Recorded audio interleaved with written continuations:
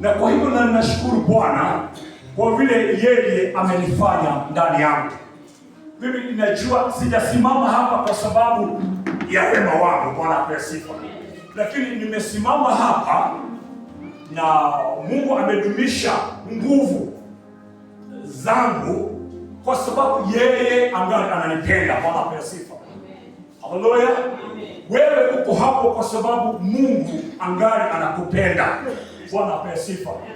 Na kwa hivyo ni vema kuishi katika neno lake, tukimwabudu na tukiinua jina lake kwa sababu ya stahili. Bwana apewe sifa. Sihubiri, ninaongoza, lakini tu neno moja. Bwana apewe sifa. Katika kitabu cha Zaburi, Psalms, ndio Zaburi 137. Psalms 137.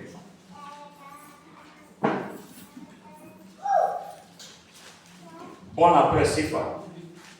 Neno la Bwana linaongea juu ya wana wa Israeli. Wana wa Israeli walikuwa watu ambao walikuwa wamefundishwa kuabudu Mungu. Bwana apewe sifa. Walikuwa watu ambao walikuwa na mtu mfalme mmoja aliyekuwa ametunga zaburi nyingi sana za kumtukuza Bwana. Huyo mfalme alikuwa anaitwa jina lake Daudi. Bwana apewe sifa. Kwa sababu tunajua Daudi kutoka wakati alipotiliwa mafuta na nabii Samueli, pale akiwa analinda, akiwa zizini, Roho wa Bwana aliposhuka ndani ya Daudi, Daudi alipata, kwa vingine vyote alivyovipata, alipata kipawa cha kutukuza Bwana na nyimbo. Bwana apewe sifa. Na tunajua kwamba wakati mfalme Sauli alipokuwa anashikwa na roho mbaya, kulikuwa kunaitishwa Daudi, anakuja anamchezea nyimbo. Bwana apewe sifa. Na hizo nyimbo wakati Daudi alipokuwa anacheza, roho mbaya ilikuwa inamtoka Sauli na inaenda. Bwana apewe sifa. Kwa hivyo kutoka wakati huo Daudi alikuwa anatunga zaburi nyingi sana za kumtukuza Bwana. Kwa hivyo alikuwa amefunza wana wa Israeli kutukuza Bwana. Bwana apewe sifa. Kwa sababu zaburi nyingi ambazo tunasoma na ni nyimbo, zaburi ni nyimbo ambazo zilikuwa zinaimbwa hata wakati huo na wana wa Israeli, zilikuwa zimetoka chanzo chake kutoka kwa mfalme Daudi. Bwana apewe sifa. Haleluya. Kwa hivyo ninataka kuambia wana wa Israeli walikuwa watu wa kuabudu Mungu na nyimbo za zaburi. Bwana apewe sifa. Biblia inasema kwamba kando ya mito ya Babeli ndiko tulikoketi tukalia tukikumbuka Sayuni. Bwana apewe sifa. Unakuta hapa wananena wakisema kando ya mito ya Babeli. Bwana apewe sifa. Babeli, wana wa Israeli walikuwa wanafanya nini? Huko Babeli ama Babylon, wana wa Israeli walikuwa wametekwa nyara na wamepelekwa huko wakatumikie watu wa Babeli. Bwana apewe sifa. Kwa hivyo Babeli hawakuwa wameenda atua ama hawakuwa wameenda matembezi. They were not tourists there. Bwana apewe sifa. Bali walikuwa wametekwa nyara na wakapelekwa huko Babeli. Na wanasema sasa katika kando ya hiyo mito ya Babeli, haleluya, ndiko tulikoketi tukalia tukikumbuka Sayuni. Bwana apewe sifa. Walikuwa wanalia walipokumbuka Sayuni. Bwana apewe sifa. Walipokuwa wanakumbuka kwao kule waliokuwa wametoka, wakaanza kulia. Bwana apewe sifa. Haleluya. Kwa sababu kuna wakati ambao watu ukikumbuka pale ambapo Mungu amekutoa, machozi inaanza kutoka. Lakini angalia kwamba hapa walikuwa wanalia wakikumbuka Sayuni, kule walikuwa wametolewa wakiwa wametekwa kuwa nyara na wakaletwa Babeli. Bwana apewe sifa. Na ni kwa nini walikuwa wametekwa? Walikuwa wametekwa ni kwa sababu moja, na tutaiona hapa. Bwana apewe sifa. Biblia inasema kwamba katika miti iliyo katikati yake tulivitandika vinumbi vyetu, maana huko walituchukua mateka, walitaka tuwaimbie na walituonea, walitaka furaha, tuimbeni baadhi ya nyimbo za Sayuni. Bwana apewe sifa. Amen. Hallelujah. Bwana apewe sifa. Ngoja niongee kidogo na Kikuyu, alafu nitaendelea tu. Bwana apewe sifa. Amen. Ati kumitene nigomba igeteke inareshosia migeto, wakaweka nini? Vinanda vyao. Bwana apewe sifa. Ama zinaitwa vinumbi. Bwana apewe sifa. Wakaziweka katika miti. Haleluya. Ngoja tukuje pale pamoja. Ati inaresho makashishu yake no adwa yale mari ado marutekete koshagai no ne manyita inaresho iyasharisha koshagai mashishuria mete iguru. Bwana apewe sifa. Kuna hatari moja. Haleluya. Amen. Kwa sababu inaonesha kwamba Shetani alikuwa ameimba wimbo wao wa kuimbia Bwana. Hawakuwa na sauti sasa ya kuweza kumtukuza Bwana. Na tunajua kwamba wimbo ni silaha moja ambayo ni ya kumpiga mwovu Shetani. Oh, shalabakata. Oh, haleluya. Bwana apewe sifa. Hiyo silaha ambayo ni ya kumtukuza Bwana, walikuwa wameshika vinumbi vyao na kuzitweka mitini.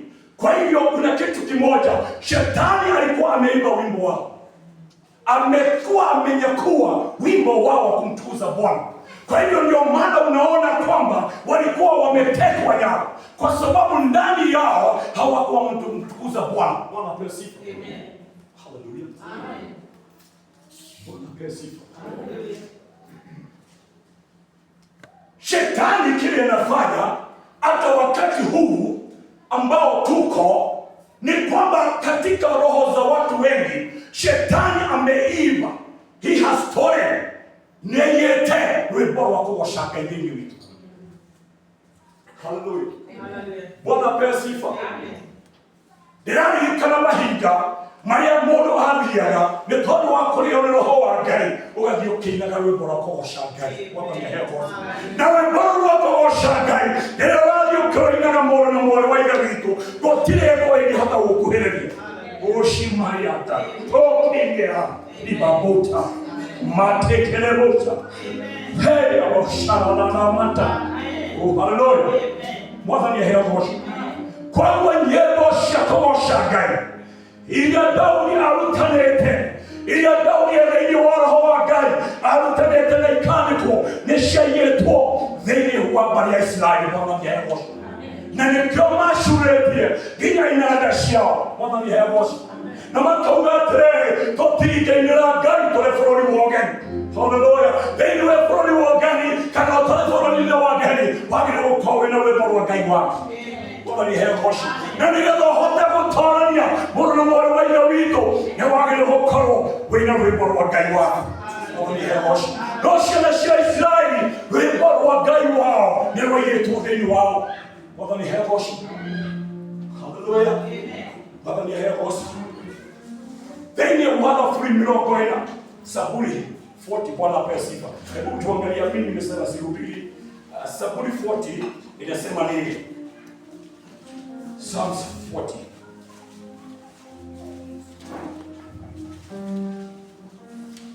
Psalms 40 inasema hivi. Hallelujah. Nilimngojea Bwana kwa saburi, akaninamia, akanisikia kilio changu. Bwana apewe sifa. Akanipandisha toka shimo la uharibifu, toka udongo wa utelezi, akanisimamisha miguu yangu mwambani, akazanimarisha hatua zangu. Bwana apewe sifa. 3 inasema hivi, akatia wimbo mpya kinywani mwangu. Ndio sifa zake Mungu wetu. Wengi wataona na kuogopa, nao watamtumaini Bwana. Bwana apewe sifa. Wakati Bwana aliponisimamisha, wakati Bwana aliposikia kilio changu akanitoa kwenye shimo, Biblia inanena kwamba Mungu alitia wimbo mpya ndani ya maisha yangu. Oh, haleluya. Hata tunasikia wale walikuwa wamenyakuliwa wimbo wao na shetani. Bwana apewe sifa. Kwa hivyo hawangeweza hata kumwimbia Bwana kwamba vinubi vyao waliziweka kwa miti. Bwana apewe sifa. Kwa hivyo sifa za Bwana hazikuwa ndani yao. Lakini tunaona Biblia ikisema kwamba wakati nilipomlilia Bwana, yeye akanisikia, akanitoa kwenye shimo, akanisimamisha. Bwana apewe sifa. Aliponisimamisha, Biblia inasema kwamba kile alichokifanya ni kutia wimbo mpya ndani ya maisha yangu. Kwa hivyo alipotia wimbo mpya ndani ya maisha yangu, Bwana apewe sifa, Biblia inasema kwamba wengi waliona na wengi wakaogopa na wengi wakamtumaini Bwana. Bwana apewe sifa. Kwa vile ambavyo Bwana alikuwa ametia wimbo mpya ndani ya maisha yangu. Bwana apewe sifa. Kwa hivyo ni shida kubwa sana, ni hatari kubwa sana wimbo ambao umetiwa na Bwana ndani yako, shetani kuiba. Na kicho ndicho kitu ambacho shetani anatafuta. Anatafuta kuimba wimbo, kuchukua wimbo ambao Bwana ametia ndani ya maisha yako. Bwana apewe sifa. Na wimbo ukiimbiwa, wewe umekuwa huna sifa za Bwana, huna kumtukuza Bwana. Bwana apewe sifa. Na kwa hivyo wewe ukishaibiwa wimbo ndani ya maisha yako, utatekwa nyara na moyo shetani. Bwana apewe sifa. Haleluya. Amen. Kwa hivyo ni vyema kulilia Bwana, ni vyema kumtukuza Bwana, ni vyema kumuita Bwana, ili ambapo wale ambaye nyimbo zao za kumtukuza Bwana shetani ameng'oa, Bwana akuja atusimamishe wima tena, atuoshe tena, na akatie wimbo mpya ndani ya maisha yetu katika jina la Yesu. Wimbo wa kumtukuza Bwana, wimbo wa kuimba sifa za Bwana, ili tukaweze kuwa washindi katika jina la Yesu. Bwana awabariki. Bwana asimamishe tena. Ninaomba Mungu wa Israeli, haleluya, ambaye husikia dua zetu, akaweze kusikia dua zetu asubuhi ya leo, akaweza kutusimamisha tena. Kilicho shetani alikuwa ameiba ndani ya maisha yetu, tukayepate urejesho katika jina la Yesu. Mungu akaturejeshe kile shetani ameiba. Wana wa Israeli walikuwa wameibiwa wimbo wao kumtukuza Bwana na shetani, na ndio maana wakapelekwa mateka. Bwana apewe sifa. Oh, shayani. Haleluya. Kwa hivyo na sisi tumuombe Mungu, tuombe dua kwa Mungu ili akatusimamishe tena na akatie wimbo mpya ndani ya maisha yetu katika jina la Yesu. Mungu awabariki na watende mema. Haleluya. Tukiweza kutiwa wimbo mpya ndani ya maisha yetu. Bwana apewe sifa.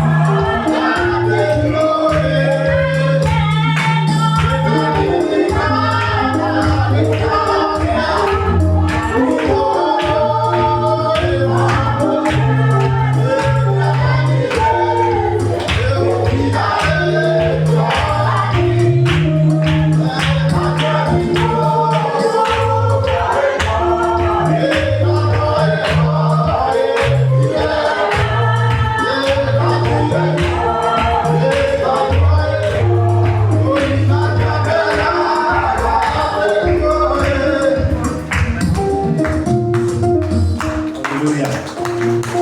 Na tulioi na dioi na diamenyaga dioi. Bwana apewe sifa. No rĩrĩa ũhoro wakinyĩrĩire ngĩmenya na ngĩtaũkwo. Bwana apewe sifa. Haleluya. Karibu.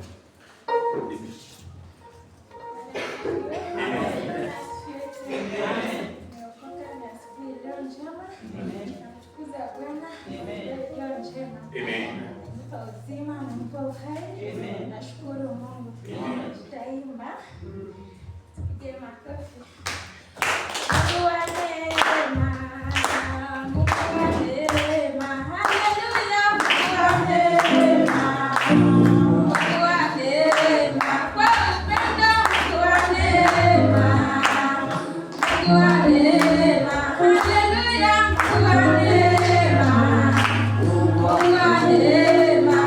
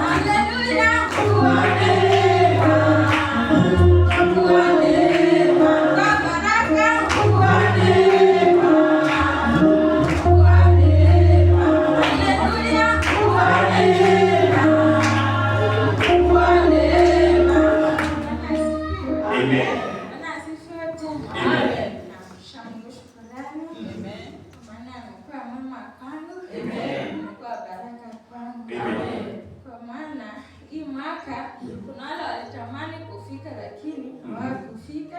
Na sisi tumefika kwa neema ya Mungu. Bwana asifiwe. Mkabarikiwe. Mungu akubariki na kutendee mema. Ni kweli huyo ni Mungu wa nini? Mungu wa neema. Bwana apewe sifa. Watoto wako karibu. Watoto wamefika.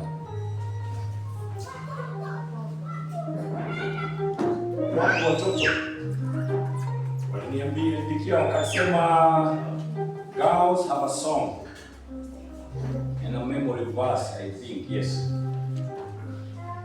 Bwana apewe sifa. Huyu ni Mungu wa neema, Mungu ambaye tunamshukuru, tunamuinua. Karibuni hapa watoto. Karibuni hapa.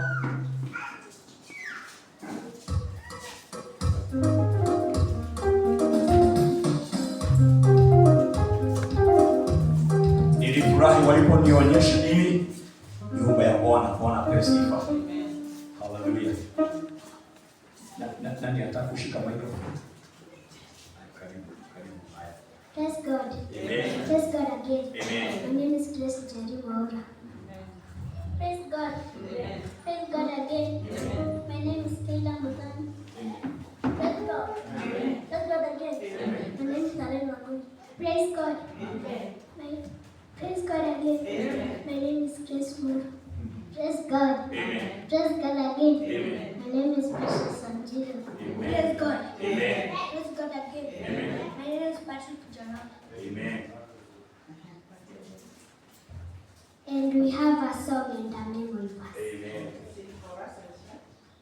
My Bible, and I. Oh, what a wonderful Bible that God gave without nation. Oh yes, we are traveling together. My Bible and I.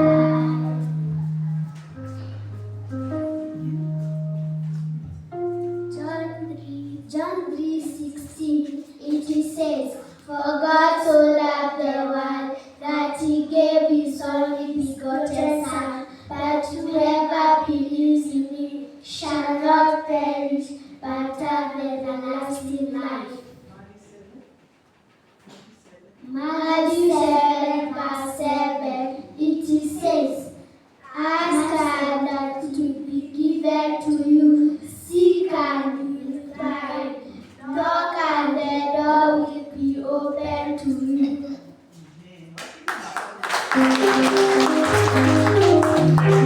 Usikae chini kwanza.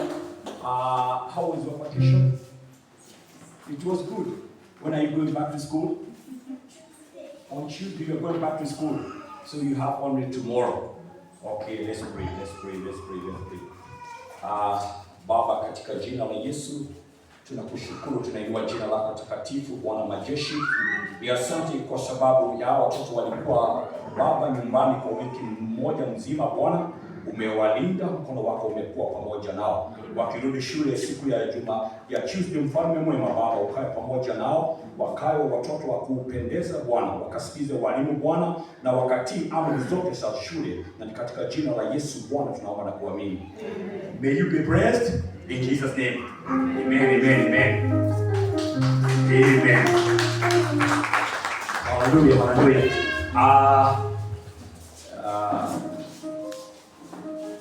Nataka kupatia young mothers.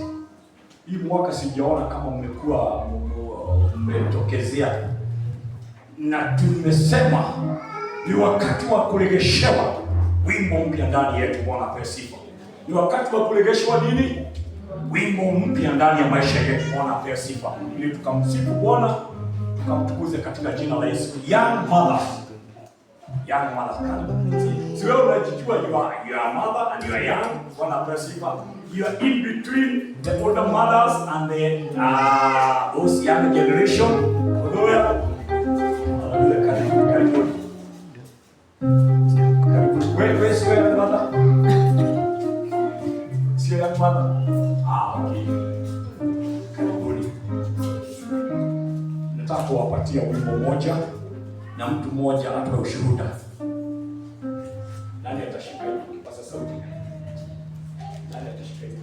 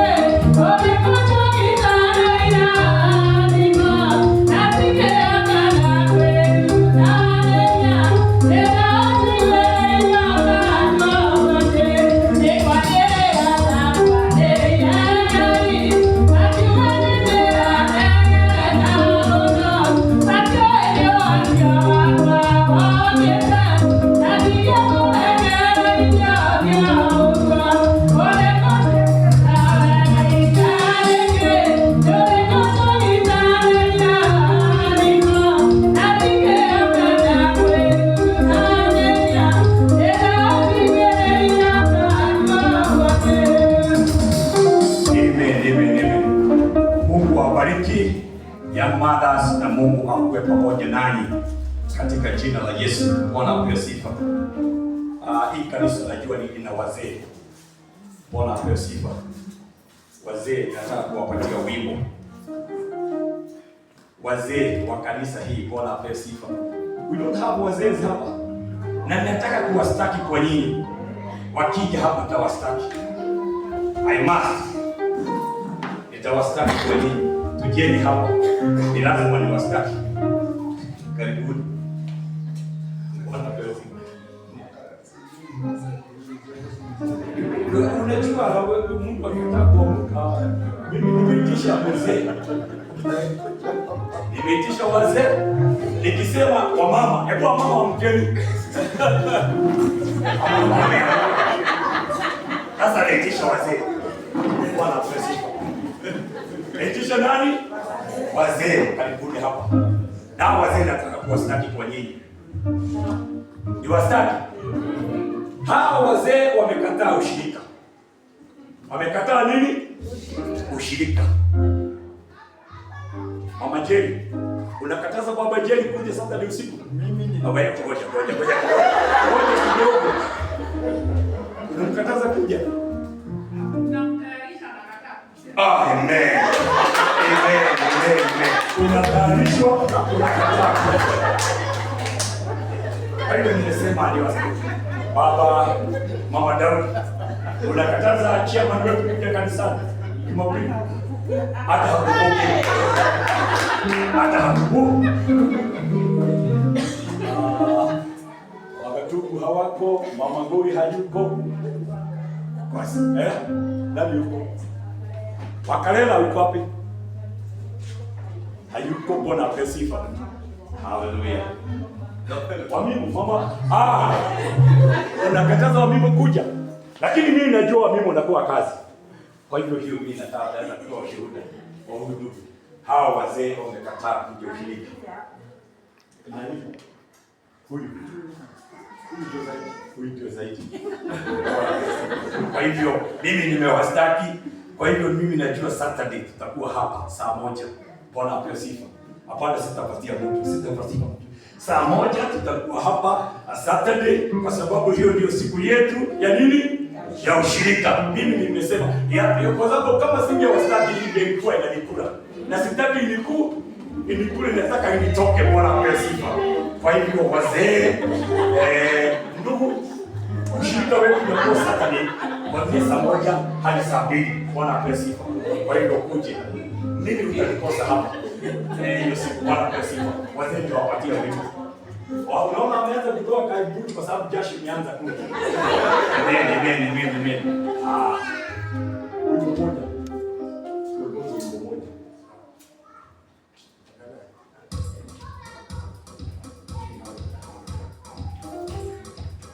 Ikure volori mwawe kemo kero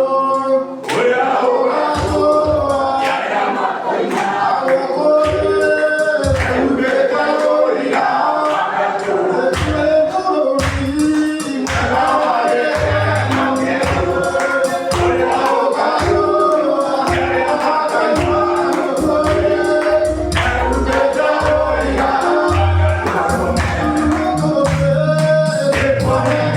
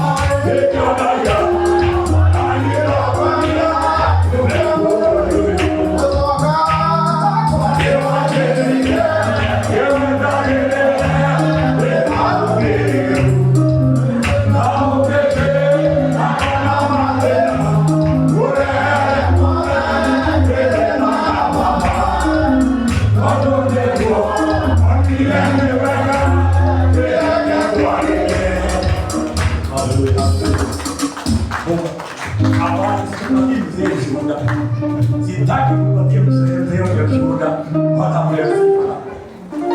Leo nimekataa kupatia mzee yote shuhuda. Bwana apewe sifa. Haleluya. Bwana apewe sifa. Mungu awabariki. Na Mungu awatendee mema katika jina la Yesu. Amen. Ninataka tukatoe sadaka zetu, tukajitayarishe ili tukatoe sadaka ambazo tumeleta mbele ya Bwana. Bwana apewe sifa. Na siku ya Jumapili niliwaambia, haleluya, kama huna ufunuo wa kile ambacho unachokifanya, ni afadhali usifanye. Bwana apewe sifa. Nilisema hivyo on Sunday. If you don't have a revelation of whatever you do in the house of the Lord, you better not do it. Hallelujah. Kwa maana ukitenda, it is not going to be a help unto you. Kama kutoa huna ufunuo wake, afadhali mkae hapo. Bwana apewe sifa. Usitoe mpaka wakati utakapopata ufunuo ni kwa nini ninatenda hivyo. Hallelujah. Kwa hivyo hata nimekataza kwa wale watu ambao hawana ufunuo kwa nini wanatoa. Bwana apewe sifa. Anakaa aombe Mungu mpaka apate nini? Ufunuo. Kwa nini afanye nini? Anafanya. Bwana apewe sifa. Kwa hivyo ninataka kuomba na wewe ambaye una ufunuo ni kwa nini unafanya hivyo, ushike na waambie Mungu, Bwana apewe sifa, ninao ufunuo ni kwa nini ninatenda haya. Biblia inasema kwamba katika kitabu cha Malaki, nijaribu na njia hii muone kama sitafungua milango na madirisha ya mbinguni niwabariki. Bwana apewe sifa. Kwa hivyo hapa kuna baraka kwa kitendo ambacho unakifanya, lakini kama huna ufunuo wa hizo baraka, Bwana apewe sifa, omba Mungu na atakufunulia. Bwana apewe sifa. Niliwaambia Paulo mambo mengi aliyotenda, alisema kwamba hii ni ufunuo niliyopata kutoka kwa nani? Kwa Mungu. Bwana apewe sifa. Na ndio maana Paulo alikuwa tofauti sana hata na wale mitume wengine, kwa sababu alikuwa anafunuliwa sana na Mungu mambo mengi. Bwana apewe sifa. Haleluya. Kwa hivyo na sisi tuombe ili tukapate na ufunuo wa mambo yote ambayo tunafanya katika nyumba ya Bwana. Bwana apewe sifa. Baba, katika jina la Yesu tunakushukuru, tunarudi jina lako takatifu, Bwana majeshi.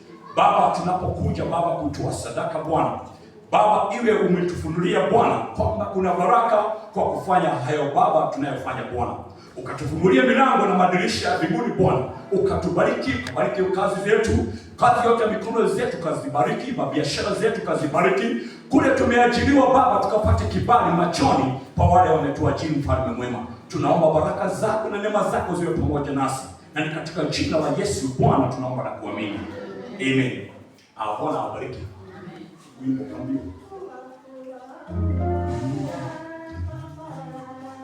Yawe mahigane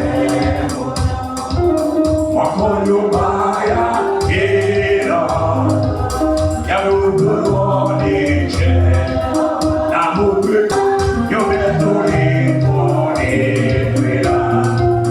Yesu ndani nyumbani ngekoneke kwenda daima ngekeza tukeke mwenyeia yake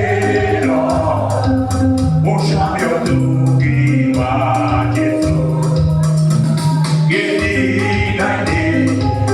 Mfalme mwema, katika jina la Yesu tumeleta hizi sadaka na tumeleta haya malimbuko Bwana wa majeshi ya mbele Baba, mbele ya uso wako mfalme mwema, ninakuomba ukayabariki mfalme mwema wa majeshi Baba. Nilikuomba Baba na wale Baba ambao wameleta mfalme mwema Baba, ukawabariki mifuko yao Jehova Baba, ukawe pamoja nao kazini zao Baba, zikawaletee faida mfalme wa majeshi Baba, katika mashamba yao Baba, ninatangaza ushindi Baba, katika jina la Yesu.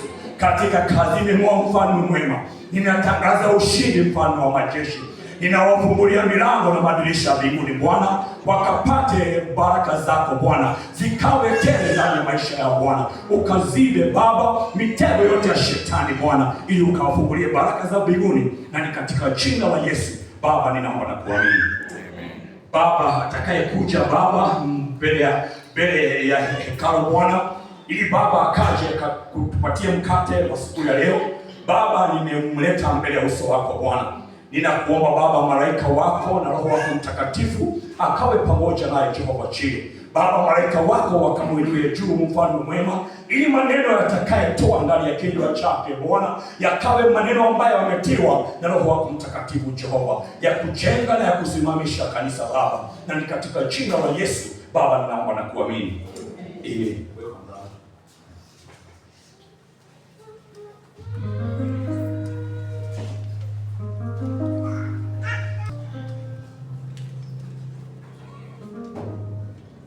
Bwana Yesu asifiwe. Nawasalimia katika jina la Bwana. Wazima. Hamjambo. Amen. Niko na furaha siku hii njema kwa kuwa Mungu amekuwa pamoja na mimi. Hiyo wiki mzima ambayo imerudi nyuma yetu, na pia familia yangu iko salama, isipokuwa hawajakuja leo, lakini wako salama. Bwana Yesu asifiwe. Kwa hivyo niko na furaha kwa kuwa Bwana amekuwa pamoja nami. Bwana Yesu asifiwe. Na niseme niko na furaha kwa yale maneno nilikuta ndugu yetu Mwaura akiokoa asubuhi ya leo, na alikuwa anaongea mambo ya mfano ama baraka yenye Yesu alipatiana ya kwa sana. Bwana Yesu asifiwe. Na pia alikuwa anasema mambo yote ambayo iko katika Agano la Kale ilikuwa inazungumzia mambo ya Yesu Kristo, na nafikiria nakubaliana na haya yote. Bwana Yesu asifiwe. Na pia mtazamo wetu wakati tunaangalia hiyo mfano Yesu alikuwa anapatiana, tunafaa kuwa na mtazamo tofauti. Bwana Yesu asifiwe. Kwa maana tukifikiria mambo ya the prodigal son ama mtoto mpotevu, nafikiria mwenye kwa mfano Yesu anasema ni babake, na venye alisema Yesu hasa alikuwa anaongea mambo ya baba yetu aliye mbinguni. Bwana Yesu asifiwe. Yaani unaangalia kwa mtazamo mwingine, usiangalie ni mzazi alikuwa hapa duniani, lakini hiyo mfano ukisoma kulikuwa na Wafarisei, ukianzia hapo mbele, wenye walikuwa naona Yesu kama anafanya jambo baya, na hao ndio walikuwa wanalinganishwa na yule mtoto alikuwa anaona yeye ni mzuri. Kwa hivyo hao Wafarisei walikuwa wanaona wale watu walikuwa wanaitwa tax collectors, hao ndio watu wabaya. Na kwa hivyo katika huo mfano Yesu alikuwa anataka kuonyesha hao Wafarisayo wenye walikuwa wanajua sheria na wenye walikuwa labda wanafuata sheria ama amri za Mungu, ya kwamba Mungu akona, Mungu kama Baba akona, what we call mercy. Bwana Yesu asifiwe. Akona neema pia kwa hao wengine wote. Bwana Yesu asifiwe. Kwa hivyo ni mzuri ukiangalia kwa mfano wote ambao Yesu alipatiana, unajaribu kuangalia maana yake kwa undani, na ukiangalia hiyo ni kusema hiyo parable itakusaidia. Na pia wakati dunia ilikuwa inaumbwa, tulikuwa kwa mpango wa Mungu, na ndio maana nilikuwa nakubaliana na Mwaura akisema maandishi ya Agano hili mzee ama bado ilikuwa inaongea mambo ya Yesu. Na wakati mwingine tukisoma New Testament tunajaribu kuangalia Old Testament ilikuwa inasema nini, ama wakati tunahubiri Old Testament pia tunaangalia New Testament inasema nini kuhusu hiyo jambo. Bwana Yesu asifiwe. Kwa vile tunaona hata tukisoma kitabu ya Mungu katika Ephesians 1:4 na 5, tunaona hata misingi ya dunia ikiwekwa, Mungu alikuwa anajua mambo ya wokovu wetu. Tulikuwa tumechaguliwa kabla ya misingi ya dunia iwekwe. Bwana Yesu asifiwe. Kwa hivyo hatuko hapa siku ya leo kwa makosa yoyote. Tuko hapa siku ya leo kwa neema ya Mungu mwenye alituchagua kabla dunia, misingi ya dunia iumbwe. Labda unaweza jiuliza, kwani nilikuwa wapi kabla misingi ya dunia kabla misingi ya dunia iwekwe? Lakini kuna yale mambo tunaachia Mungu, na katika kitabu ya Deuteronomy 29 inaongea mambo inaongea kwamba kuna mambo inakuwaga imefichwa, na hiyo ni ya Mungu, lakini ile Mungu ametusaidia akatufunulia, hiyo tunafaa kuongea mambo yake kila wakati. Bwana Yesu asifiwe. Kwa hivyo kanisa, na siku ya leo labda ningewatuma hata maombi. Kuna vita huko huko Iran ama Middle East. Bwana Yesu asifiwe. Na kuna Wakenya zaidi ya 400,000. Na wengine ni watu wako karibu na sisi, wengine ni watu labda tunajua. Bwana Yesu asifiwe. Kwa hivyo ni mzuri kuomba. Hata wakati nilikuwa nawaambia sikuwagi natazama habari za hizi local za hapa nchini, kuna habari zenye natazama zenye inakuwaga machua. Bwana Yesu asifiwe. Kama international news, habari za kimataifa hizo naangalia. Bwana Yesu asifiwe. Kwa vile hutaona upuzi wenye unakuwaga Inoro, hutaona upuzi wenye unakuwaga Kameme. Bwana Yesu asifiwe. Utaona yale mambo labda ni mambo inaweza kusaidia kesho, ama ni mambo inaweza kupatia information yenye inaweza kusaidia kwa wakati mmoja, ama isaidia mtu mwingine. Bwana Yesu asifiwe. Kwa hivyo najua tukiomba Mungu atawalinda. Tukiomba mkono wa Mungu utakuwa juu yao. Bwana Yesu asifiwe. Kwa hivyo ni mzuri tunaangalia vile dunia inaenda, na tunajua tunafaa kuomba wakati gani na juu ya nini. Bwana Yesu asifiwe.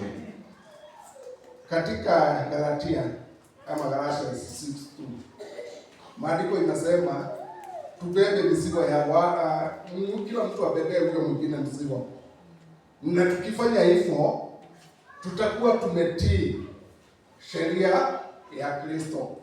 Bwana Yesu asifiwe. Kwa hivyo kama tunabebea wengine mizigo, pia tutakuwa tumetii sheria ya Kristo. Bwana Yesu asifiwe.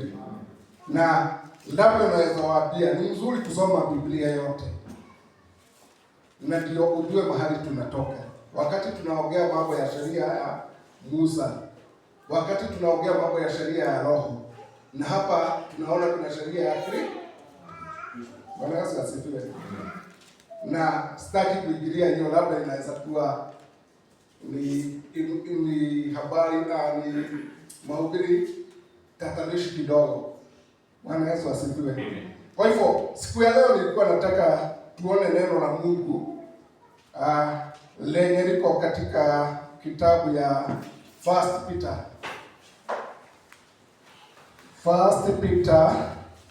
5.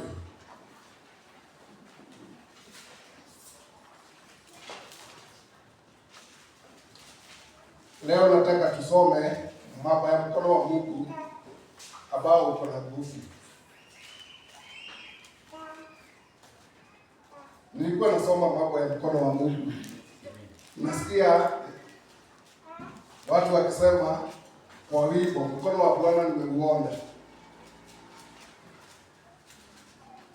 Watu kama shege wawili wanaimba wako kwa Jehova. Bwana Yesu asifiwe. Na kwa Biblia unakuta huwezi enda chapter mingi kama hujaona hili neno la mkono wa Bwana.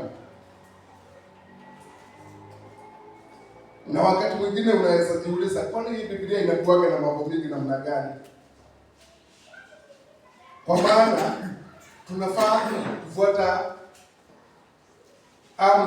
amri ama sheria ya Yesu Kristo, ama sheria ya Roho Mtakatifu. Na pia hapa tunaambiwa tukuwe wanyenyekevu kwa mkono wa Bwana wenye uko na nguvu. Na kwa hivyo wakati mwingine ni mzuri kuangalia maandiko inasema nini na inamaanisha nini, na ndio diposa tukue watu waelefu, watu wako na hekima. Bwana Yesu asifiwe. Kwa maana tukisoma 1 Peter 5:6 neno la Mungu linasema, basi nyenyekeeni chini ya mkono wa Mungu ulio hodari, ili awakweze kwa wakati wake. Kizungu inasema, humble yourselves therefore under the mighty hand of God, that he may exalt you in due time. Kwa hivyo huyu ni Paul anaandika, na tunajua ni Peter anaandika, na tunajua ameandika mambo mengi katika hizo barua mbili ameandika, lakini tunakuta hapa akituambia tunyenyekee chini ya mkono wa Mungu ambao ni hodari. Na maandiko inasema atatuinua ama awakweze kwa wakati wake, in due time. Kwa hivyo nilikuwa nasoma na naona hili ni neno lenye liko na nguvu na lenye linaongea juu ya mkono wa Bwana. Isipokuwa ametuambia mambo mengi ya venye tunaweza kuwa watakatifu, lakini hapa anatuambia tunyenyekee. Kwa hivyo hata baada ya kuwa watakatifu, baada ya kujiepusha na mambo yote yenye haifurahishi Bwana, maandiko inatuonyesha kuna jambo lingine tunafaa kufanya, na maandiko inasema tunyenyekee chini ya mkono wa Bwana. Na tunaambia huu mkono ni hodari, uliye hodari. Bwana Yesu asifiwe. Na baada ya hapo ndipo anasema verse 7, anasema huku mkitwika yeye fadhaa zenu zote, kwa maana yeye hujishughulisha sana na mambo yenu. Bwana Yesu asifiwe. Amen. Tunaambiwa verse 7, huku mkimtwika, you cast all your cares. Huku mkimtwika yeye fadhaa zenu zote, kila kitu, mambo yenu yote yenye inaweza kuwa ikiwasumbua. Hata hiyo nasema tuombee. Kwa maana yeye hujishughulisha na mambo yetu yote. Kwa hivyo labda tukianzia hapo 6, tunaona tunafaa kunyenyekea. Kuna kitu inatangulia kabla tuseme tunaomba Mungu, kabla tuseme mizigo yetu tunamwachia Mungu, kabla tuseme mambo ya shida zetu tunamwachia Mungu, inaonekana kuna kitu tunafaa kufanya. Kwanza tunaambiwa huu mkono wa Mungu uko na nguvu na ni hodari, sio mambo ya nguvu peke yake, ni kitu hodari. Na kama wakati mwingine tunasemaga simba ni hodari. Bwana Yesu asifiwe. Tukisema simba ni hodari ama mtu ni hodari, huyo ni mtu mwenye hawezi akashindwa.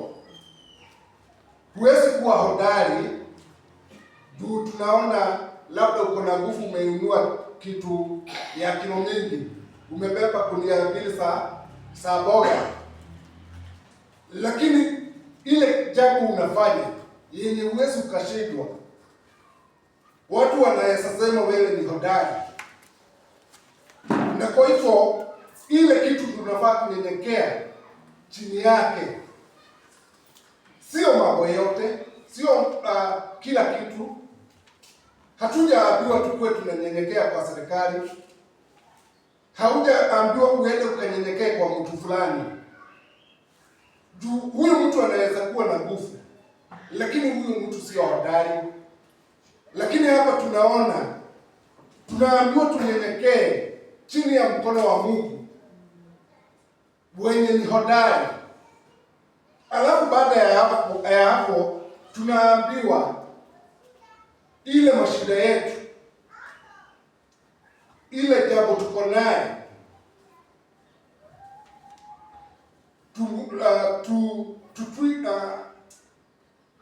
Kiswahili inasema tutwike hilo jambo, ama kila kitu inatusumbua, tuitupe kwa Mungu. Na maandiko inaendelea kusema ili huwa anajishughulisha kwa wakati wote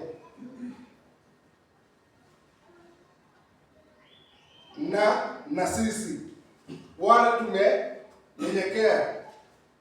Labda tukiongea mambo ya kunyenyekea, sio kupiga magoti. Unajua wakati mwingine mtu hata akienda kuomba kitu kwa mtu, tunaona hata kwa TV wakati mwingine tumeona mtu akipeleka request yake kwa president, hata labda ni mbunge, na kuna wengine walikuwa wanapiga magoti, wanataka kuonyesha venye wao ni wanyenyekevu. Lakini wakati tunakuja kwa neno la Mungu, sijasema tupige magoti ndio tuonyeshe. Juu mimi naweza piga magoti,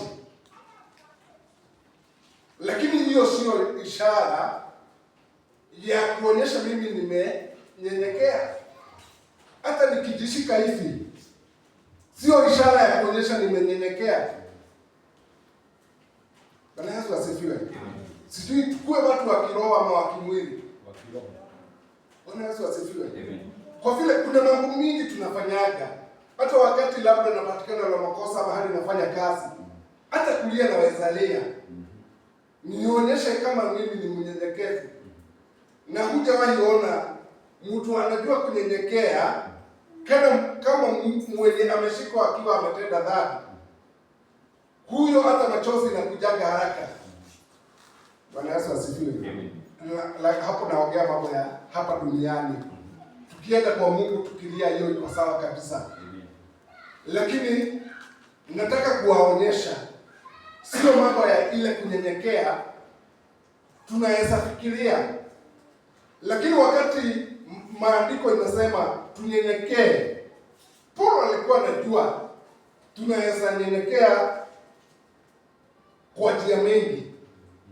Si wakati wana wa Israeli waliambiwa wafanye nini?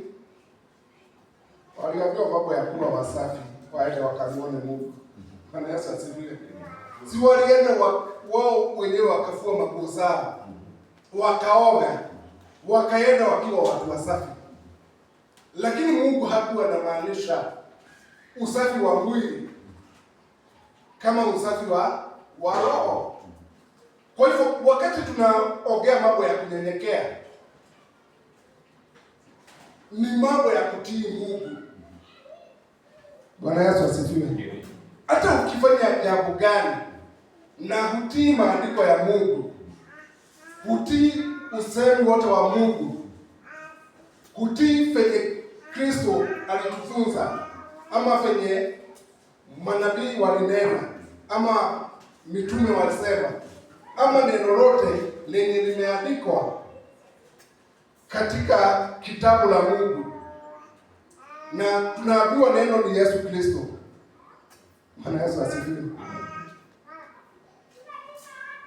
Kwa maana ukisoma 1 John inasema neno lilikuwako. Kwa hivyo linaturudisha wakati dunia ilikuwa inaumbwa. Bwana Yesu asifiwe. Na sijui kama pia hiyo 1 Timothy 2 kuna mahali inasema, kwa maana sio nani aliumbwa mbele ya mwingine, sio Eve aliumbwa mbele ya. Bwana Yesu asifiwe. Sinaona hata hawa mitume bado wanarudi huko nyuma, hata disciples walikuwa wanarudi huko nyuma. Bwana Yesu asifiwe. Labda hiyo ni somo ya siku nyingine. Kwa hivyo tunaona mkono wa Mungu uko na nguvu ya kukuokoa, ya kukuondolea shida zako zote. Na sio Paul ama Peter akisema, na wakati mwingine Peter akiongea tunasikiza. Bwana Yesu asifiwe. Na sijui ni wapi pastor imesema, lakini ni Peter. Kuna maandiko Paul aliandika ambayo iko nitatanishi. Petro ndio alikuwa anasema. Kwa hiyo Petro alikuwa senior. Sijasema Paul hakuna kitu alikuwa anasema, amesema mambo mengi mazuri. Lakini wakati Peter anasema mwenye aliachiwa kanisa na akaachiwa funguo, tunafaa kumsikiza. Bwana Yesu asifiwe. Amen. Unajua hata mahali kuna watu wengi, hata kama ni mkutano wa siasa, kuna mtu anaamkaga kuongea. Unaona hata wenye wako bali wanakaribia. Kuna hata mwanamuziki, mahali kuna wanamuziki, kuna mwenye anaweza tangaza wanaimba. Uone hata wenye hawakuwa na interest wamekaribia. Na wakati mwingine juu sisi ni wanadamu, kuna venye tunaangaliaga.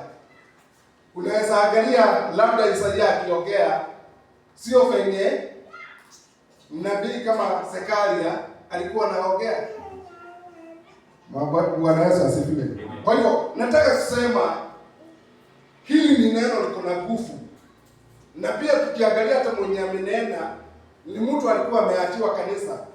Anatuambia tunyenyekee chini ya mkono wa Mungu wenye ni hodari, Bwana Yesu asifiwe. Kwa hivyo kama umenyenyekea chini ya huo mkono, labda hiyo ndio inafanya tuseme sisi ni washindi,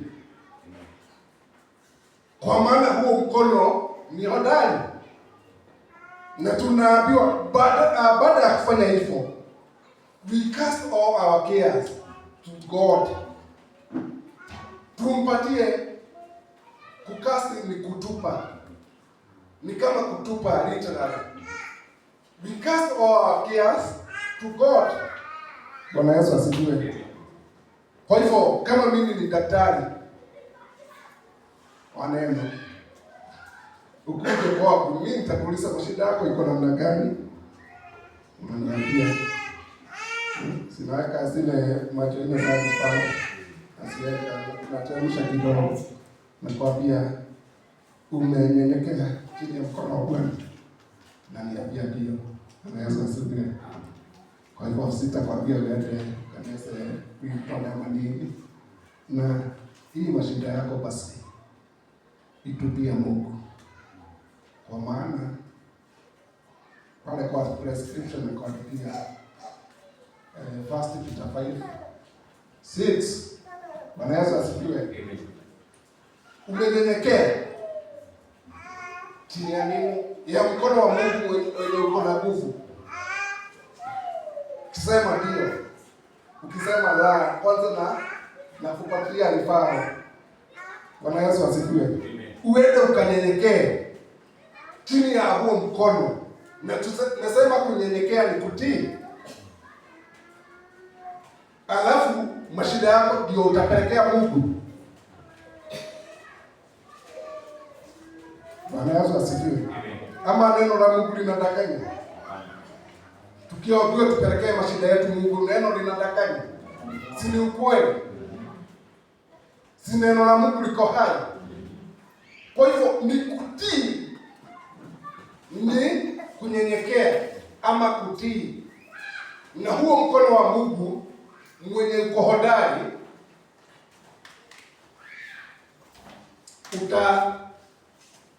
utatusaidia kwa kila jambo na kwa kila neno.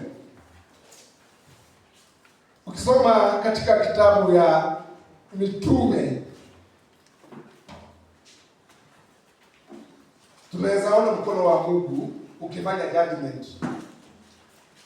Mitume 13 verse 8 to 11 inaongea juu ya mtu alikuwa anaitwa Elymas the sorcerer.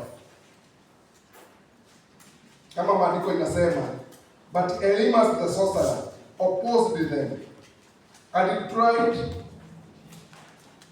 to turn mtu fulani anaitwa Consul. Hapa kuna mchawi. Sijui wakati mwingine unaweza kutana na mchawi, hii ni act. Ama mtu anajifanya anaweza fanya uchawi. Unajua uchawi haukuwa na nguvu. Na kama uko na nguvu sio kwa watu wa Mungu. Bwana Yesu asifiwe. Na hatujaambiwa tunyenyekee chini ya mtu wa uchawi. Ni chini ya mkono wa Bwana. Na wakati unanyenyekea msema utatii. Lakini hapa tunakutana na Paul. Alikutana na mchawi alikuwa anaitwa Elymas. Na huyu alikuwa anajaribu kugeuza watu walikuwa wameamini. Walikuwa kwa imani. Alikuwa anajaribu kuwageuza. Nafikiri alikuwa anataka kanisa lake la uchawi kuwe na watu wengi. Kwa hivyo tunaona alikuwa anajaribu kuwageuza. Lakini Paul ukisoma Mitume 13:8-11, lakini Paul alimwambia, wewe utakuwa kibofu, kwa maana mkono wa Bwana uko kinyume na wewe. Bwana Yesu asifiwe. Hapa hatujaambiwa mambo mengi, lakini ni mkono wa Bwana ulikuwa kinyume ama ulikuwa against huyu mchawi, na Paulo akamwambia atakuwa kinyume. Kwa hivyo mkono wa Bwana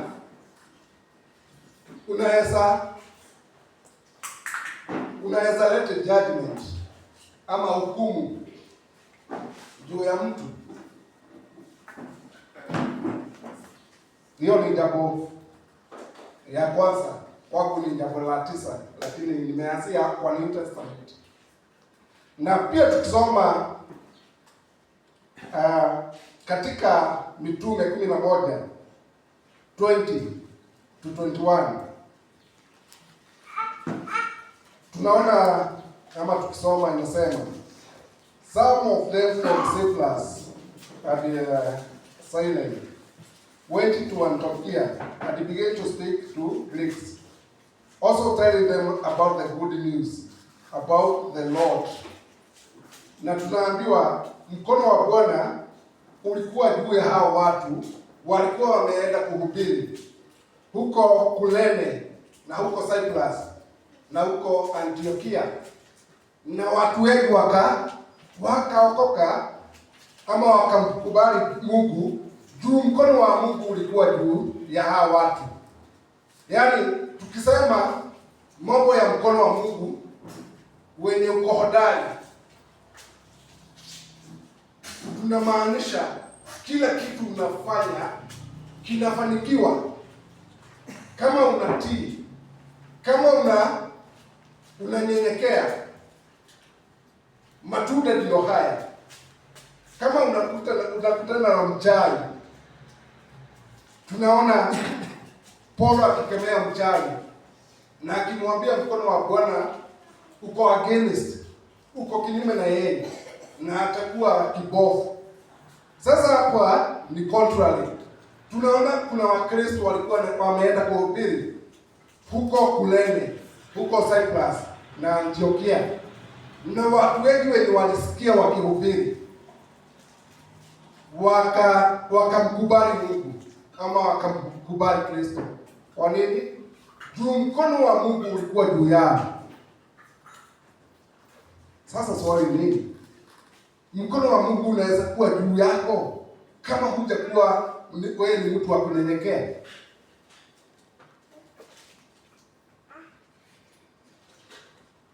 Mkono wa Mungu unaweza kuwa juu yako kama wewe ni mtu hautii Mungu mwenyewe ama Kristo. Inaonekana ni gumu hata kwenda crusade, hata kwenda kuhubiri. Hapa inanionyesha tunafaa mkono wa Bwana kuwa juu yetu, sio kuamka na kwenda kupeleka injili mahali. Juu tunaweza fanya kazi mengi na kazi labda haitakuwa na mafanikio, lakini tunaona hawa watu. Na kwa nini Paulo lazima akisema mkono wa Mungu ulikuwa juu yao? Hakusema walihubiri watu wakaokoka na akaweka full stop. Aliongezea kutaja mkono wa Mungu. Na ndio maana Petro anatuambia tunyenyekee ama tutii. Kutii ni obey. Anaweza asifiwe. Wakati unatii kusema you are obedient. Na when you are obedient ni kusema unafuatilia, unafuata kama ni maagizo ama yale maneno yaliyotamkwa na Yesu.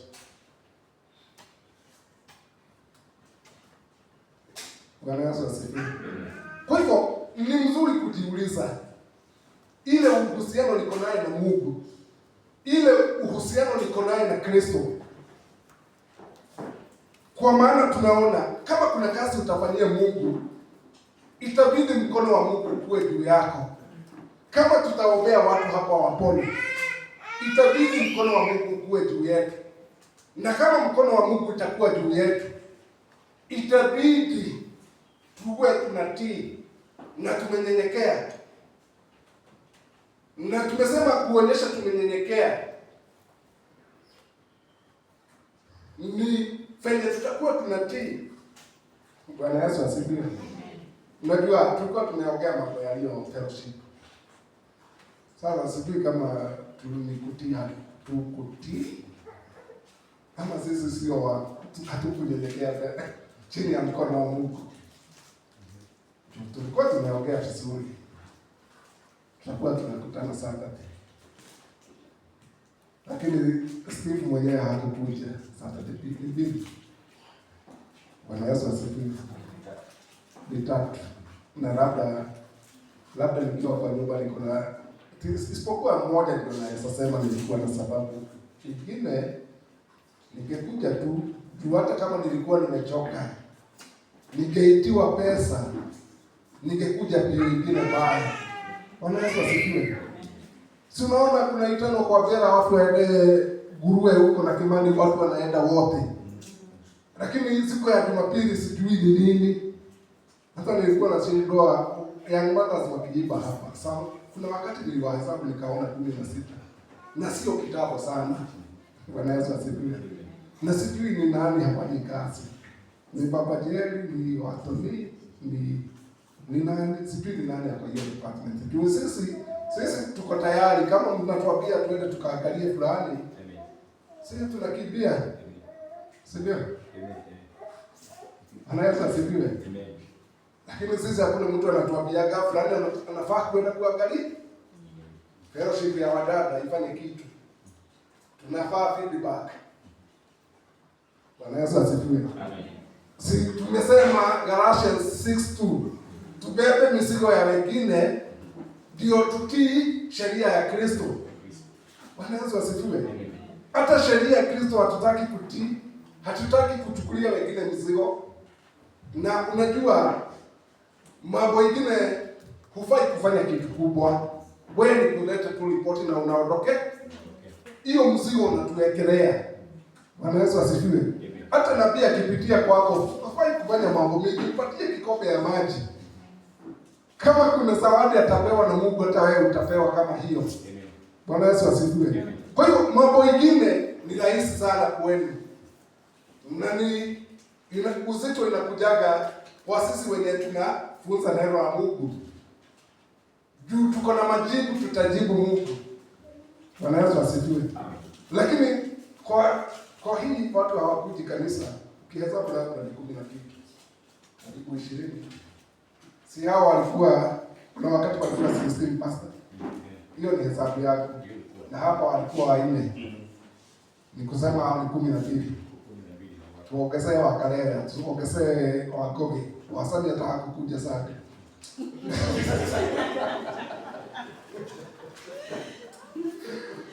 Bwana Yesu asifiwe. Na Wajoroge sijui kama namuona leo. Yuko leo labda Wajoroge nilikuwa na sababu. Lakini ni mzuri. Tukue na bidii. Wakati tunamtumikia Mungu, tuache mzaha. Niache kulala huko. Si nimemwambia kama ni pesa niliitiwa hapa. Ama kama ni basa niliitiwa ningekuja hapa. Jana ungeniona hapa hata kukiwa na mkuu. Bwana Yesu asifiwe. Kama ni basa ilikuwa inapatikana hapa. Na niko na kijana hapo form 3. Hapa ungeniona. Lakini ikifika kazi ya Mungu, kuna kashida. Kuna shetani tunakubali aingie ya udhaifu.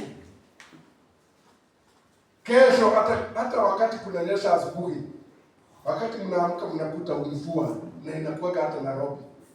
Msifikirie hii mvua Steve hajaenda ama Baba Bugi hajaenda kazi yake. Hapa Baba Shiko anatoka saa 11. Bwana Yesu asifiwe. Hiyo inatuonyesha nini? Kuna watu tunatii, lakini kwa Mungu hatutaki kutii. Sijui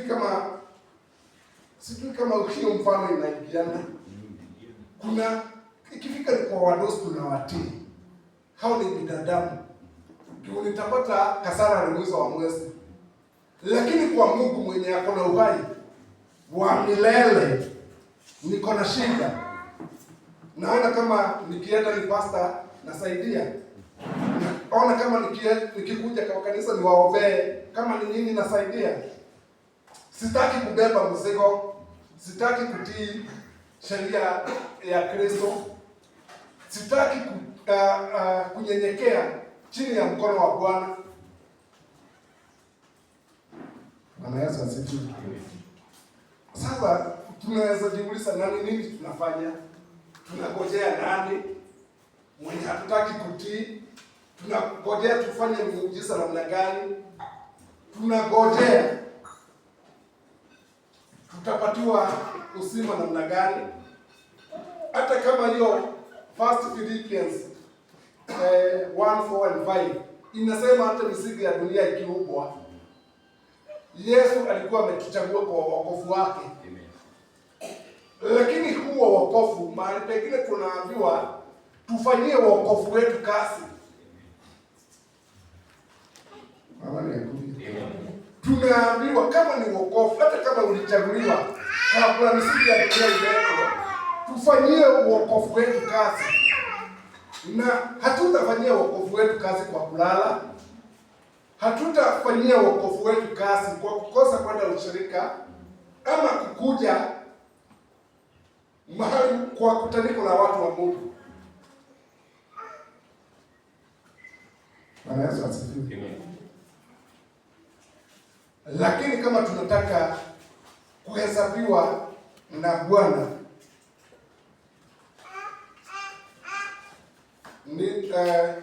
itabidi tutii.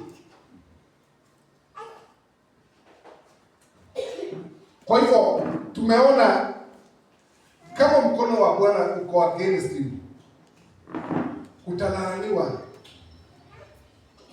Kwa adui zako labda ile kitu unahitaji ni mkono wa Bwana ukue against them, na ndio ushindi wako upatikane. Huyu mchawi alienda kubadilisha watu wenye walikuwa wameamini, kuwageuza watoke kwa imani. Alikuwa na bahati mbaya, Kifora alikuwa karibu na akamwambia mkono wa Mungu uko kinyume na wewe, na kwa hivyo utakuwa blind, utakuwa kibofu. Alafu tumeona huu mfano wa pili, watu walienda kuhubiri, na nafikia mmeandika hiyo maandiko, walienda kuhubiri huko Antiokia, huko Kurene, huko Cyprus, na mkono wa Mungu ukawa juu yao na watu wengi wakaokoka. Hello. Sijui kama sasa imeanza ku make sense. Hawa mkono wa Mungu ulikuwa juu yao na watu wengi wenye walihubiria wakaokoka. Sijui kama tunaanza kujiuliza swali, na tumehubiri kweli, tumehubiri, lakini kuhubiri inafaa kuwa na matunda yake. Watu wanafaa kuokoka. Hata kama itakavia miaka mbili, tuone mtu amekuja hapa aseme, wakati mlikuwa mahali fulani mlihubiri, nikasikia neno, na ndio maana nimekuja kwa hii nyumba. Kwa hivyo hapo hatutakuwa tumetupa ngumi zetu hewani. Hello? Amen. Lakini tutakuwa tunajifanya lile jambo litakuwa la manufaa na liko na matunda. Kwa hivyo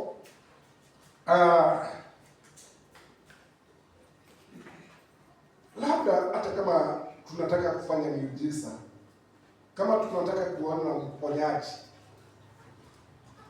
itabidi mkono wa Mungu ukue juu yetu. Na hiyo tunaona katika Mitume 4:29-30.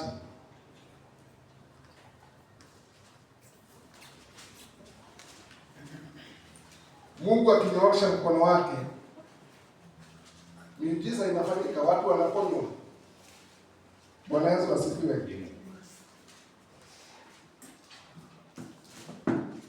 Pia sijui unajua ni wapi unaweza kuwa salama, hata kama kunaweza kuwa na misukosuko, kuna mahali unaweza kuwa salama, na ni kama uko ndani ya Yesu, kama uko chini ya ulinzi wa Yesu, kama uko chini ya mkono wa Bwana ambao ni hodari. Na tunasoma katika Injili ya Yohana 10:27-29, na neno linasema, kondoo wangu hawataisha, my sheep shall never perish, and no one can snatch them out of my hand. Hakuna mtu anaweza watoa kwa mkono wangu. Kwa hivyo kama uko ndani ya Kristo, hakuna mtu anaweza kutoa kwa huo mkono. Na verse 29 inasema, my Father who gave them to me is greater than all, and no man is able to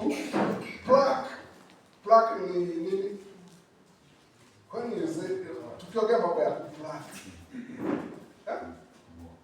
kung'oa, hakuna mtu anaweza wang'oa kutoka kwa mkono wake. Kwa hivyo hapa labda kuna siri, tunaona mwenye aliwapatiana kwa Yesu, hakuna mtu anaweza ng'oa mmoja wao kutoka kwa mkono wake. Kwa hivyo huu mkono wa Yesu ni wa maana hakuna mtu anaweza ng'olewa. Nafikiria wakati maandiko inasema mambo ya kung'oa, anaongea mambo ya shetani, hawezi akakung'oa kutoka kwa mkono wa Mungu. Bwana Yesu asifiwe. Kwa hivyo siku ya leo labda hatuwezi tukamaliza kuongea mambo ya mkono wa Mungu, lakini tunaona mkono wa Mungu unaweza tumika kwa hukumu, na hiyo tumeona tumeongea mambo ya yule mchawi. Tumeona mkono wa Mungu inaweza tumika kwa kuokoa watu, na pia mkono wa Mungu inaweza leta ushindi.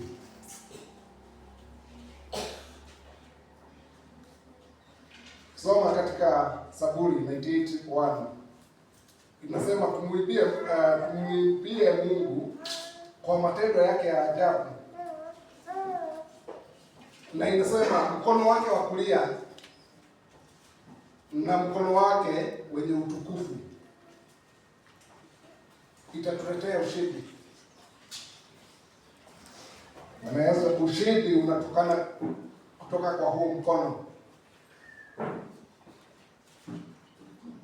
Kwa hivyo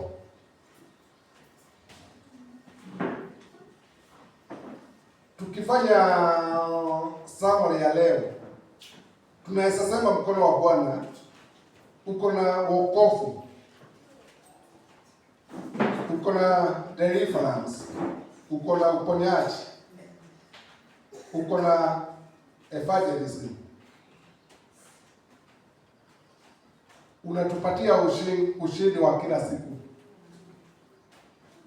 na mambo mengine mengi.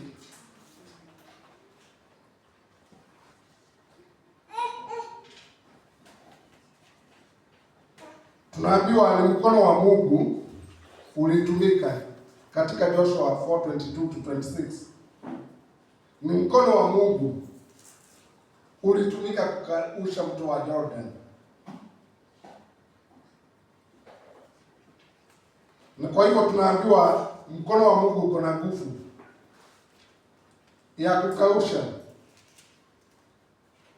mpaka mito. Na wakati huo mto ulikauka, ama Red Sea wakati pia ilikauka, ama Mungu alitengeneza barabara, ile kitu alileta ni wokovu. hata hawa Waisraeli labda hawangetoboa huo mto wa Yordani, lakini Mungu lazima angefanya kitu. Na Yoshua anatuambia mkono wa Mungu ndio ulitumika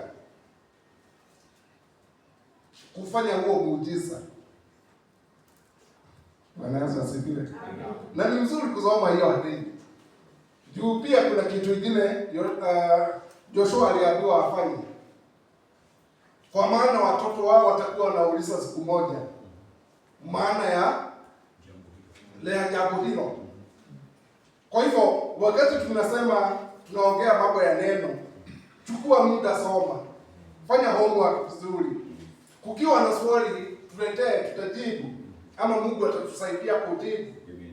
Mahali hatujui tutasema hapa tutaenda kufanya utafiti, ama hapa tutaulizia. Si tuko na mpaka bishop, ukitoka kwa pastor si na Yesu asifiwe. Sio lazima nijue kila kitu, labda naweza kosea, na sio kusema watu wa Mungu hawakoseagi. Bwana Yesu asifiwe. Si mlikuta wakati mmoja Paulo akaribu wapigane na sio tutasema wapigane, lakini walijibisana na Petro. Bwana Yesu asifiwe. Kwa hivyo inamaanisha sio lazima tuwe watu perfect, lakini sisi tukinyenyekea chini ya mkono wa Bwana, ushindi wetu utaonekana. Amen. Bwana Yesu asifiwe. Zile dhambi tunatenda bila kujua, Mungu atatufikishia rehema yake tukimtii na tukinyenyekea chini ya huo mkono. Amen.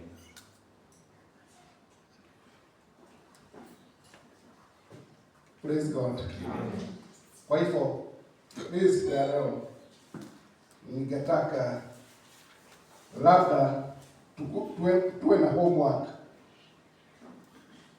ya kuangalia labda kuna mahali mambo yetu hayaendi vizuri.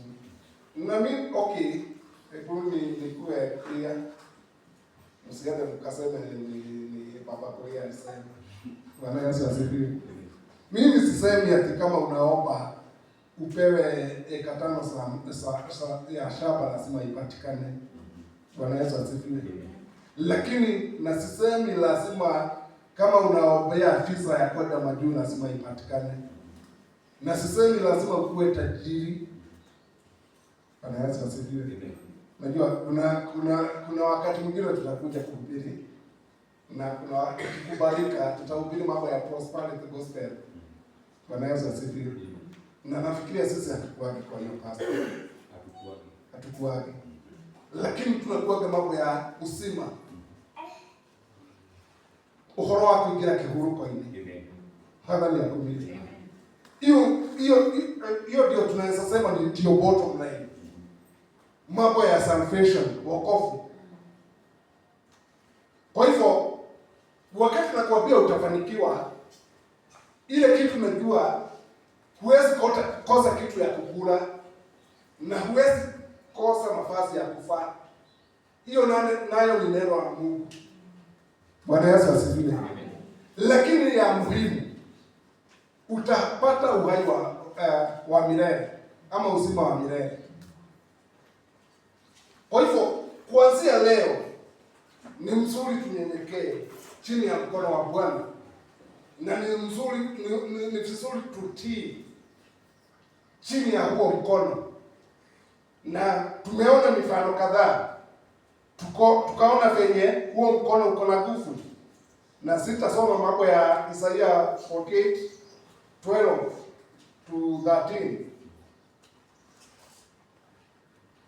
Tuone huo mkono ndio uliumba mbingu na nchi. Kwa hivyo tunaongea mambo ya huo mkono mwenye uliumba mbingu na nchi. Kwa hivyo tukiambiwa ni hodari, ni kwamba ile kazi yote huo mkono umefanya ni kazi waliangalia na wakaona inafaa ama haina makosa. Na kwa maisha yetu huo mkono utafanya mambo mengi juu ya maisha yetu, juu ya familia zetu, na pia tukinyenyekea tutapata uhai ama uzima wa milele. Amani ya Mungu. Kwa hivyo sidhani kama kuna kitu kingine tunatarajia kushinda kufunuliwa kwa Yesu Kristo. Ndio tutawale pamoja na yeye kama venye maandiko yanasema. Bwana Yesu asifiwe. Kama tumeokoka, hilo ni jambo vizuri, lakini tukitii chini ya huo mkono wa dari, na hiyo ni jambo liko na busara. Kama tutatii, hilo ni jambo liko na hekima. Bwana Yesu asifiwe. Na baraka za Mungu zitatupata mahali pote tutapokuwa. Ile kazi tutakuwa tunafanyia Mungu ni kazi itakuwa ni ya kufana. Bwana Yesu asifiwe. Kwa hivyo kanisa, Mungu awabariki. Kuwe na wiki nzuri. Tuwaombee ndugu zetu wenye wako huko Gaza au huko Gulf, na tuombee dunia yote.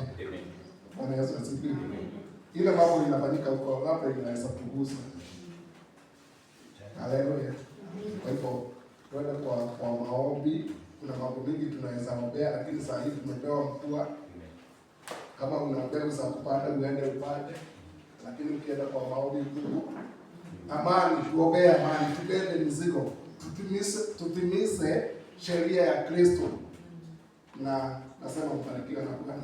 Amen.